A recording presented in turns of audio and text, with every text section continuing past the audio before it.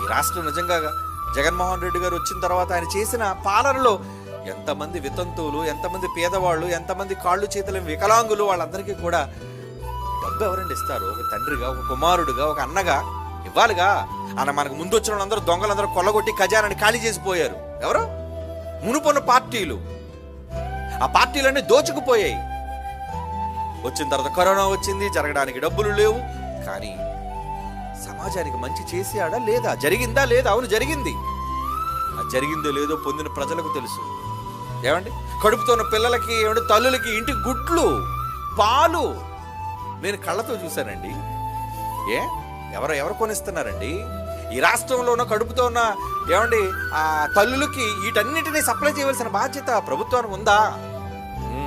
ఏమిటి, విదేశాలకు నేను వెళ్ళినప్పుడు అండి, విదేశాల్లో వాళ్ళకున్న అధికారాలను బట్టి వాళ్ళ పిల్లలు ఎంతమంది పిల్లలు పుట్టినా వాళ్ళ పిల్లలందరికీ ఒక కారు,